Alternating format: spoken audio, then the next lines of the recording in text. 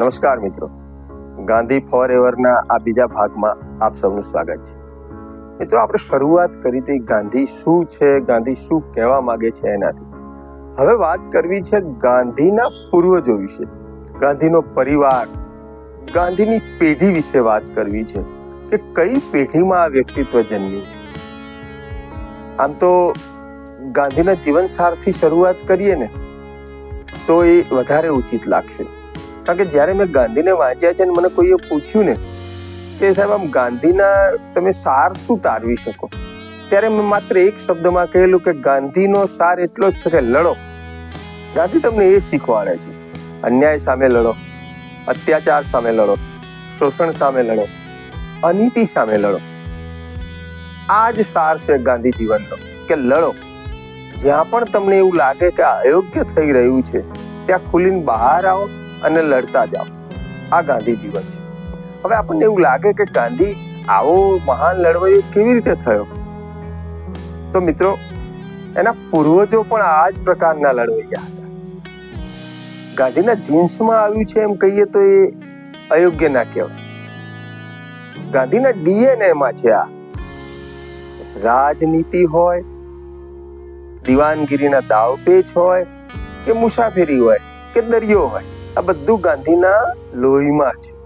અને કેવી રીતે છે એની મારે આજે વાત કરવી છે.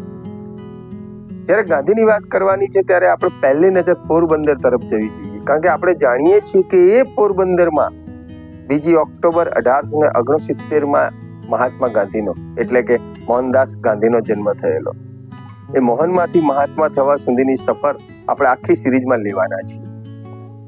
મિત્રો, એવું કહેવાય છે કે સિકંદરનું સૈન્ય ભારતમાંથી જ્યારે પરત ફરી રહ્યું હતું ત્યારે થરપારકરના રણમાં એક ટુકડો, સૈન્યનો એક ટુકડો ભૂલવો પડ્યો. એ આમ તેમ ફર્યો, અથડાયો, ભટક્યો અને પછી એ સૈનિકો સૌરાષ્ટ્રના દરિયા કિનારે આવ્યા. એ દરિયા કિનારે વસ્યા અને એ જે જાતિ છે ને મેર જાતિ છે. તમને એવું લાગે કે આ ધર્મેન્દ્રભાઈનું પોતાનું હશે, તો ના, આ મારી વાત નથી.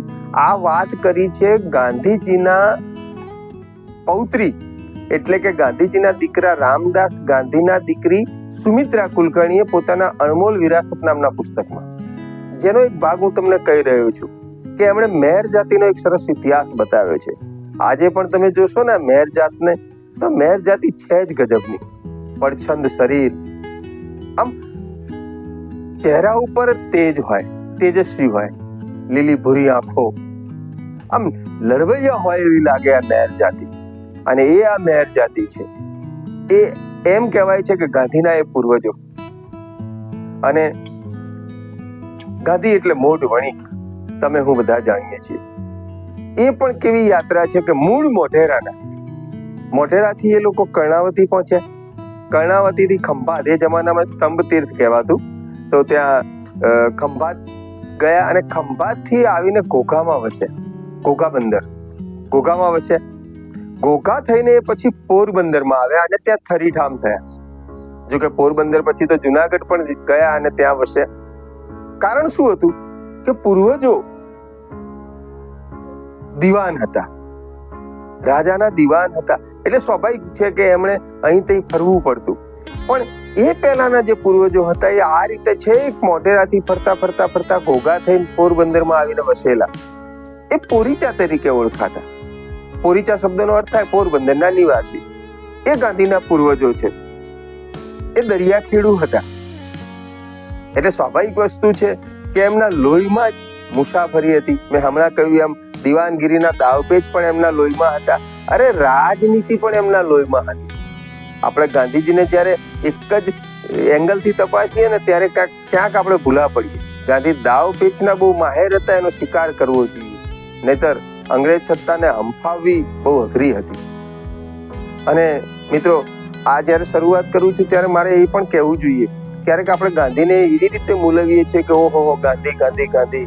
ગાળો દેવાવાળા તો ભયંકર હદે ગાંધીને નીચા પાડે છે. ત્યારે મારે એ કહેવું જોઈએ, હું ઘણા મિત્રોને એવું કહું છું કે તમે સરદાર પટેલને માનો છો, તો સરદારનો એ મહિમા મંડન શરૂ કરશે. સરદાર એટલે જબરજસ્ત નામ, તેમને સાચી વાત છે. પછી મારે એમને કહેવાનું થાય કે સરદાર કોના અનુયાયી હતા? એ ગાંધીના હતા ને. તો ગાંધીમાં એવું તો કંઈક હશે ને કે સરદાર એના અનુયાયી તરીકે કામ કરતા. અરે આજે સાવ સામાન્ય માણસોની આસપાસ એક ટોળું વળ્યું હોય, પણ એ લાભાર્થીઓનું ટોળું હોય.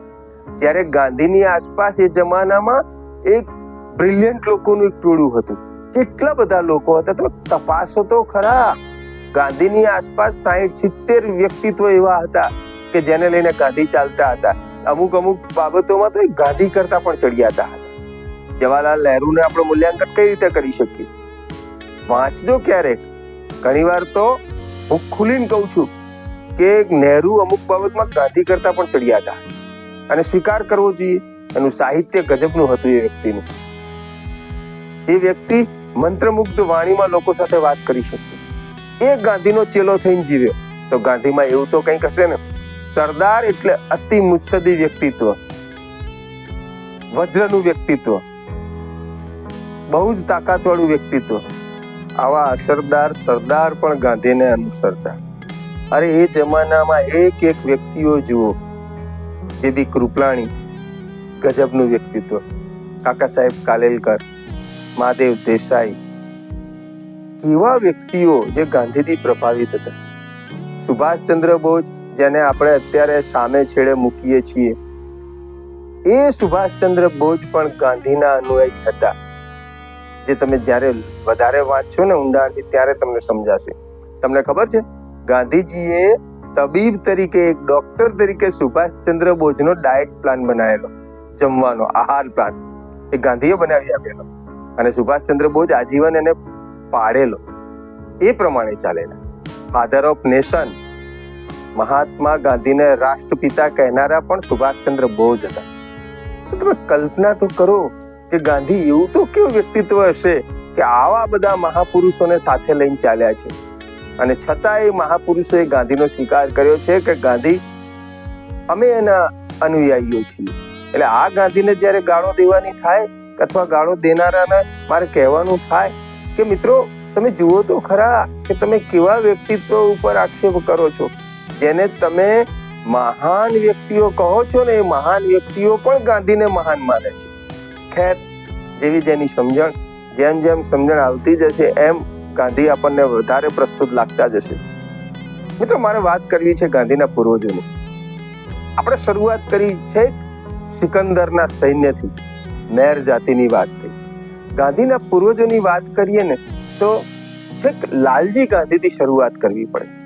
લાલજી ગાંધી, એમના દીકરા રામજી ગાંધી, રામજી ગાંધીના રહીદાસ ગાંધી, એમના દીકરા હરજીવન ગાંધી, હરજીવન ગાંધીના ઉત્તમચંદ, જેને આપણે ઓતા ગાંધી તરીકે ઓળખીએ છીએ, એમના દીકરા એટલે કરમચંદ ગાંધી, જે કબા ગાંધી તરીકે ખૂબ જાણીતા છે, અને એમના દીકરા એટલે મોહનદાસ ગાંધી. ટૂંકમાં લાલજી, રામજી, રહીદાસ, હરજીવન, ઉત્તમચંદ, કરમચંદ અને મોહનદાસ, આખી એમની પેઢી છે. આ પેઢીને પણ જાણવી જોઈએ. આ પેઢી કેવી પાવરફુલ હતી, કેવું ગજબનું વ્યક્તિત્વ હતું, એ ખાસ તમારે ધ્યાનમાં લેવું છે જ્યારે ગાંધીને જાણવા છે. ત્યારે ગાંધીજીમાં જે તેજસ્વીતા આવી છે ને, એ ક્યાંક ને ક્યાંક પૂર્વજોમાંથી આવેલી છે.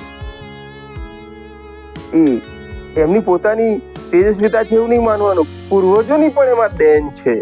પૂર્વજોના બહુ મોટા આશીર્વાદ છે. મેં શરૂઆતમાં ના કહ્યું કે ગાંધીના જીન્સમાં, ગાંધીના ડીએનએમાં છે આ બધું, અને એટલા માટે આવ્યું છે. જો તમે, આપણે શરૂઆત કરીએ. મૂળ તો ગાંધી પરિવાર જુનાગઢ રાજ્યના કુતિયાણા ગામનો ઠેકેદાર પરિવાર હતો.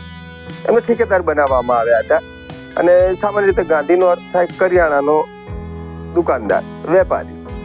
એ આ પરિવાર હતો. કારણ શું હતું? એમના પૂર્વજોએ ક્યાંક નાની નાની મોટી હાટડીઓ પણ ચલાવેલી, ક્યાંક રજવાડાઓમાં નાની મોટી નોકરીઓ પણ કરેલી, ઘણા કામ કર્યા છે. પણ એમની મહત્વાકાંક્ષા ક્યાંય ઓછી નહોતી. દિવાન પદ સુધી પહોંચ્યા છે, અને એ પણ એમની આવડતથી, એમના પુરુષાર્થથી અને એમના સાહસથી. આ બધી વાતો મારે તમને કરવાની છે. ભલે સિરીઝ થોડી લંબાય, પણ વાત એક મૂકીશું, કારણ કે ગાંધીને જાણવા છે તો એના પૂર્વજોને જાણવા જોઈએ. મિત્રો, મારે વાત કરવી છે લાલજી ગાંધીની. ગાંધીજીના દાદાના પપ્પા લાલજી ગાંધી એ ઠેકેદાર હતા કુતિયાણાના, અને એમને બનાવવામાં, એમની પ્રામાણિકતાની કદર કરીને પોરબંદરના રાજાએ એમને દફતરી એટલે કે રજિસ્ટ્રાર બનાવેલા. પોરબંદર રાજ્યના રજિસ્ટ્રાર હતા લાલજી ગાંધી. એમનામ તો એ નહીં પહોંચ્યા હોય ને. જ્યારે પણ રાજકાજની કોઈ સમસ્યા ઊભી થાય તો ગાંધી કુટુંબ પાસે જઈને માર્ગદર્શન મેળવવું એ જ સાચો માર્ગ બતાવશે, એવું હંમેશા કુતિયાણાના શાસકો કહેતા.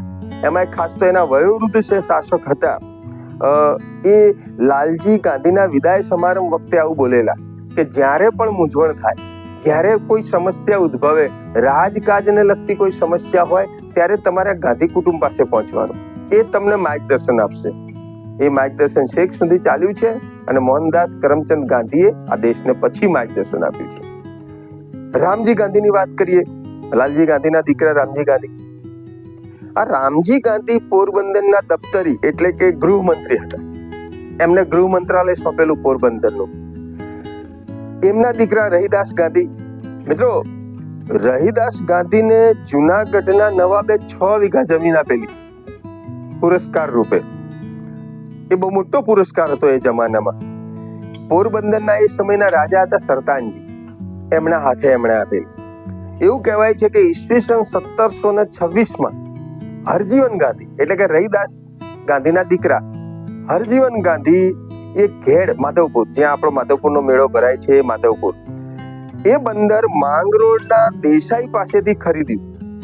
આખું બંદર ખરીદ્યું અને પોરબંદર રાજ્યમાં ભેળવેલું, જેથી પોરબંદરના રાજવી ખૂબ પ્રસન્ન થયેલા અને હરજીવન ગાંધીને ખૂબ અતિ અંગત વ્યક્તિ તરીકે સ્વીકારતા, માનતા અને એમની સાથે રહેતા. ઈસવીસન 1730માં પોરબંદરમાં એમણે 3 માળનું મકાન બંધાવેલું. એ મકાન જે છે એ હરજીવન ગાંધીએ બંધાવેલું છે. 3 માળનું મકાન એ જમાનામાં 1730માં આ એક પરંપરા હતી. ટૂંકમાં લાલજી ગાંધી, રામજી ગાંધી, રહીદાસ ગાંધી અને હરજીવન ગાંધી એ સીધા પોરબંદરના રાજવીના સંપર્કમાં હતા. પરાક્રમી હતા, આવડતવાળા હતા, બુદ્ધિશાળી હતા, વિચારશીલ હતા અને રાજનીતિજ્ઞો હતા આ બધા. અને એમાં ઉત્તમચંદ ગાંધી આવ્યા. ઉત્તમચંદ ગાંધી એટલે મોહનદાસ ગાંધીના દાદા. અહીંયાથી બદલાવ આવે છે. મેં હમણાં તમને કહ્યું ને કે ગાંધી કુટુંબે નાની મોટી હાટડીઓ કરી, રજવાડાઓની નોકરીઓ પણ કરી, પણ દિવાન પદ સુધી પહોંચવા વાળું કોઈ વ્યક્તિત્વ હોય, પહેલું વ્યક્તિત્વ, તો એ હતું ઉત્તમચંદ ગાંધી, જેને આપણે ઓતા ગાંધી તરીકે ઓળખીએ છીએ. અને ઓતા ગાંધી તરીકે જે ઓળખાય છે, આજાન બાહુ વ્યક્તિત્વ, એમનું કપાળ એવું ચગારા મારતું, એમની આંખો ખૂબ તેજસ્વી, કાચા પોચા તો એમની સામે આંખ પણ ના મેળવી શકે એવું વ્યક્તિત્વ. આ ઓતા ગાંધી છે ને, એમણે જેટલો પુરુષાર્થ કર્યો છે ને એટલો ગાંધી કુટુંબમાં કોઈએ પુરુષાર્થ નથી કર્યો. એમ કહીએ તો એ અતિશયોક્તિ નહીં ગણાય. આમ તો ખૂબ નાની કુમળી વયે, મૂછનો દોરો પણ નહીં ફૂટેલો એવો આ ઉત્તમચંદ ગાંધી, એમના કાકા, એમનું નામ હતું દમણ ગાંધી, એ દમણ ગાંધી સાથે ધંધા માટે કુતિયાણામાં આવ્યા અને પછી ઓળખાણથી ત્યાંની મીઠી માંડવી, જે સામુદ્રિક જકાત નાકું હતું, એનો એના ઇન્ચાર્જ બનાવવામાં આવ્યા. તમે વિચારો તો ખરા, જેને હજી મૂછનો દોરો પણ નથી ફૂટ્યો એવા નવયુવાન કુમળી વયના વ્યક્તિને મીઠી માંડવી જકાત નાકાના, સામુદ્રિક જકાત નાકાનો ઇન્ચાર્જ બનાવવામાં આવે. એનામાં એવું તો શું તત્વ હશે, એવું તો કયો પાવર હશે કે આવડી નાની વ્યક્તિને આવડી મોટી જવાબદારી આપી દેવામાં આવી? એના વિશે મારે તમને બાંધીને વાત કરવાની છે, માંડીને વાત કરવાની છે, વિશેષ વાત કરવાની છે. તો આ ઓતા ગાંધી વિશે વાત કરવી છે. ઘણીવાર હું એવું વિચારું કે ગાંધી આટલું પાવરફુલ વ્યક્તિત્વ કેમ મહાત્મા ગાંધી? તો એમના પિતા ઉત્તમચંદ ને એમના દાદા, અસલ દાદાનો વારસો મોહનદાસ કરમચંદ ગાંધીએ નિભાવ્યો છે. દાદા બહુ પાવરફુલ છે. એ ગાંધી કુટુંબના પ્રથમ દિવાન બન્યા. ખૂબ તેજસ્વી વ્યક્તિ, મહાપરાક્રમી વ્યક્તિત્વ. એવું કહેવાય છે કે હરજીવન ગાંધી ખૂબ નાની ઉંમરે અવસાન પામ્યા.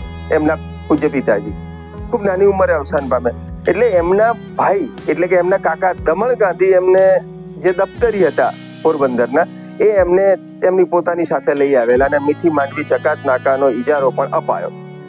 હવે એ વખતે આ ઉત્તમચંદ ગાંધીની ઉંમર હતી માત્ર ને માત્ર 14 વર્ષ. આજે જયારે વૈભવ સૂર્યવંશીને 15 વર્ષે આમ સિક્સરો મારતા જોઈએ છે ને, ત્યારે આપણને લાગવું જોઈએ કે પેલો 14 વર્ષનો યુવાન પણ આ પરાક્રમ કરી ચુક્યો છે. આ નવયુવાન, આ મૂછનો દોરો નહીં ફૂટેલો યુવાન જેટલું સ્ટેડિયમ ગજાવે છે ને, એ જ પ્રમાણે એ જમાનામાં પેલો રાજનીતિ ગજાવતો હતો. 14 વર્ષનો યુવાન પણ કામમાં નિષ્ણાત અને કાકાનું કામ પણ સાથે સાથે સંભાળતા, ટૂંકમાં દફતરી કામ પણ સંભાળતો 14 વર્ષનો યુવાન. એવું કહેવાય છે કે રાજા ખીમજીએ એમને મળવા માટે કાકાને બોલાવેલા, પણ કાકા જઈ ના શક્યા દમણ ગાંધી, એટલે એમના વતીએ ગયેલા ઉત્તમચંદ ગાંધી. હવે માધવપુરે એ જકાત નાકું, એના નાકાદારને સીધો કરવાની જવાબદારી દમણ ગાંધીને આપવાની હતી. એ જવાબદારી એમણે સોંપી ઉત્તમચંદ ગાંધીને. યાદ રાખજો, ફરી એકવાર કહું છું કે માધવપુરનું જે જકાત નાકું હતો એનો નાકાદાર હતો, જે થોડો અવ્યવસ્થિત લાગ્યો અને ભ્રષ્ટ લાગ્યો, એટલે રાજાએ એને બળવો કરેલો. એટલે રાજાએ એને સીધો કરવા માટેની જવાબદારી દમણ ગાંધીને સોંપવાની હતી. દમણ ગાંધી ના જઈ શક્યા તો એ જવાબદારી પેલા 14 વર્ષના યુવાને સ્વીકારી. 14 વર્ષના યુવાને, અને કહ્યું કે આ કામ તમે કરી શકશો. ત્યારે ઉત્તમચંદ ગાંધીએ જે જવાબ આપેલો ને, એ ગજબનો જવાબ હતો. એ 14 વર્ષના યુવાને એવું કહેલું કે આ કામ બહુ સરળતાથી કરી શકીશ. ત્યારે એ રાજાએ હસતા એમ પૂછેલું કે એ કેવી રીતે શક્ય બને? ત્યારે એમણે કહેલું કે આ કામ મારે કરવાનું જ છે. ક્યાં? મારે તો તમારા નામ ઉપર કરવાનું છે, જે હું કરીશ.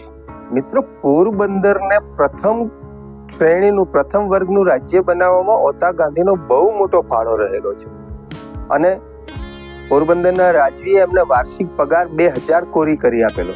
આ કોરી એટલે ચાંદીની પાવલી ગણો ને, 4 કોરી એટલે 1 રૂપિયો થાય. એ જમાનામાં એમનો 2000 કોરી પગાર હતો. હા, થોડુંક એમનો પારિવારિક પરિચય પણ મેળવી લઈએ. આ ઓતા ગાંધી એટલે કે ગાંધીજીના દાદાએ 2 વખત લગ્ન કરેલા. એમના પહેલા પત્ની હતા કડવીબેન. એમને 4 પુત્રો ને 1 પુત્રી હતા. 4 પુત્રોમાં એક વલ્લભજી, રતનજી, પિતાંબર અને જીવનચંદ, આ 4 એમના દીકરા. તો એમને એક પુત્રી પણ હતા, એમનું નામ હતું પ્રેમકુંવર. એ પછી એમણે બીજા લગ્ન કરેલા અને બીજા પત્નીનું નામ હતું લક્ષ્મીબેન. આ લક્ષ્મીબેનના 2 દીકરા. એ 2 દીકરા એટલે કરમચંદ ગાંધી અને તુલસીદાસ ગાંધી, જે ગાંધીજીના કાકા થાય. ઉત્તમચંદ એમના પિતા થાય. હવે આ ઓતા ગાંધી વિશે એવું કહેવાય છે કે મિત્રો, એમના બંને પુત્રો એટલે કે કરમચંદ ગાંધી અને તુલસીદાસ ગાંધીના સાથે લગ્ન કરેલા. અને આ 2 પુત્રોનો જમણવાર એમણે બહુ મોટા પાયે કરેલો. આખું ગામ એમણે જમાડેલું. અને એવું કહેવાય છે કે આ જમણવાર 7 દિવસ સુધી ચાલેલો, 1 અઠવાડિયા સુધી. અને નવાઈની વાત તો એ છે કે એમાં બહુ જ મોટો ચાંદલો ભેગો થયેલો, એટલે કે લગ્નની ભેટ આવેલી. પણ ઓતા ગાંધીએ ભેટ પોતાની પાસે નહોતી રાખેલી ને રાજ્યમાં જમા કરાવેલી. એવું કહેલું કે મારી ભેટ ન કહેવાય, રાજ્યની ભેટ છે ને એને રાજાએ સ્વીકાર કરવો જોઈએ. એ ભેટ એમણે કરેલી. એમણે ભેટ રાજાને આપી દીધેલી. ટૂંકમાં પ્રામાણિકતાનો ગુણ એમના દાદાના વારસામાંથી એમણે મળ્યો છે ગાંધીને, એવું કહીએ તો ચાલે. એ સિવાય એ જમાનામાં પોરબંદર રાજ્ય ઉપર ત્યાંના એક શાહુકાર હતા, સુંદરજી સવજી. આ સુંદરજી સવજીનું એ જમાનામાં 80,000 રૂપિયાનું કરજ હતું. પોરબંદર રાજ્યનું દેવું હતું. એ દેવું પણ પોતાની મુત્સદીગીરીથી, પોતાની આવડતથી ઓતા ગાંધીએ ઉતારેલું. અને રાજાએ એમની આ સેવાથી પ્રસન્ન થઈને એમને 10,000 કોરીનું વાર્ષિક પેન્શન માંડી આપેલું, જે એમના ગડપણમાં, વૃદ્ધાવસ્થામાં એમણે કામ આવેલું. પણ એક વાત અહીંયા મારે ખાસ એ નોંધવી જોઈએ કે એ જમાનામાં ઓતા ગાંધી જેવું વ્યક્તિત્વ પણ રાજાની સામે સંઘર્ષમાં ઉતર્યું. ઘટના શું છે તો ત્યાંના જે રાજા હતા એમનું નામ ખીમજી, એમની પત્નીનું નામ રૂપાળીબા અને એમનો કુંવર એટલે વિક્રમાદજી. હવે ઘટના એવી બનેલી કે એમના ત્યાં એક ખજાનચી રહેલા અને એક ખીમા ભંડારી. આ ખીમા ભંડારી ખૂબ પ્રામાણિક, અતિ પ્રામાણિક. રાજાને અને ઓતા ગાંધીને બધાને એના ઉપર પૂરો વિશ્વાસ. પણ એવું થયેલું કે દાસીની કોઈ ચઢામણીથી આ ખીમા ભંડારી ઉપર આક્ષેપ લાગ્યો અને રૂપાળીબા કાચા કાનના. વિક્રમાદજીએ આ બીડું ઝડપ્યું અને ખીમા ભંડારીને પકડવા માટે આદેશ આપ્યો. ખીમા ભંડારીએ આશરો લીધો ઓતા ગાંધીના ત્યાં. ઓતા ગાંધી હાજર નહીં. એમના પત્ની લક્ષ્મીબેન એટલે કે ગાંધીજીના દાદીબા, એમણે એમને આશરો આપ્યો. અને પછી તો રાજાએ એટલે કે રૂપાળીબા અને વિક્રમાદજીએ એ ઓતા ગાંધીના 3 માળના મકાનને તોપથી ઉડાવી દેવાનો આદેશ આપ્યો. ઓતા ગાંધી ડર્યા નહીં, ઝૂક્યા નહીં. એમણે કહ્યું કે કઈ વાંધો નહીં, હું મારી પ્રામાણિકતા માટે મરવા તૈયાર છું. બાકી ખીમા ભંડારી જેવા પ્રામાણિક માણસને ઊની આંચ ના આવવી જોઈએ. જોકે એ સંઘર્ષમાં ઓતા ગાંધીના જે અંગરક્ષક હતા એ મૃત્યુ પામેલા, એ નુકસાન થયેલું. પણ પછીથી રાજાને પોતાની ભૂલ સમજાયેલી અને ખીમા ભંડારીને પછી મુક્ત કરેલા. ફરી એકવાર એમની વફાદારીની કદર થયેલી. એ ગાંધી હતા, એ ઓતા ગાંધી હતા. એટલે આ ઓતા ગાંધી વિશે એવું પણ કહેવાય છે કે તેઓ આ ઘટના પછી એમણે પોરબંદર ઉપરથી મન ઉતર્યું. એમને એવું થયું કે હવે મારે અહીંયા નોકરી કરવી નથી. એટલે એ ઘરે ગયા, ઘરે રહ્યા. જુનાગઢના નવાબની એમને ઓફર આવી કે તમે જુનાગઢ આવો અને મારા રાજ્યમાં દિવાન પદ સ્વીકારો. એ જુનાગઢ ગયા અને એમણે જુનાગઢના નવાબને ડાબા હાથે સલામ કરી. જ્યારે ડાબા હાથે સલામ કરી એટલે નવાબ ચોંક્યા. એમણે એવું કહ્યું કે કેમ જમણો હાથ? તો કે એમણે એમ કહ્યું હતું કે નવાબ, જમણો હાથ તો પોરબંદરના રાજાને અપાઈ ચૂક્યો છે, એટલે હું તમને જમણા હાથે ક્યારેય સલામ ના કરી શકું. ડાબા હાથથી થશે, જમણા હાથથી નહીં થઈ શકે. આ ઓતા ગાંધી હતા. જોકે ઓતા ગાંધીએ જુનાગઢના નવાબની ઓફર સ્વીકારેલી નહીં અને પછીથી એમણે ક્યાંય કોઈ નોકરી કરેલી નહીં. પણ પછીથી ઓતા ગાંધીનો પરિવાર જુનાગઢમાં સ્થાયી થયો. પછી આપણે જાણીએ છીએ કે ઉત્તમચંદ ગાંધી એટલે કે પૂજ્ય મહાત્મા ગાંધીના પિતાજી, એ પછી જુનાગઢના નવાબના ત્યાં નોકરીએ રહેલા અને ત્યાં દિવાન પદ પામેલા. હવે આગળની વાત પણ આપણે લંબાવીશું મિત્રો, કારણ કે હજુ ગાંધીના પરિવારને આપણે જાણવો છે, એમના પૂર્વજોને આપણે સારી રીતે જાણવા છે. હવે આપણે વાત કરીશું કરમચંદ ગાંધી વિશે. કબા ગાંધી જે નામથી વિખ્યાત છે, પ્રખ્યાત છે, એવા મહાત્મા ગાંધીના પૂજ્ય પિતાજી વિશે વાત કરવાના છે.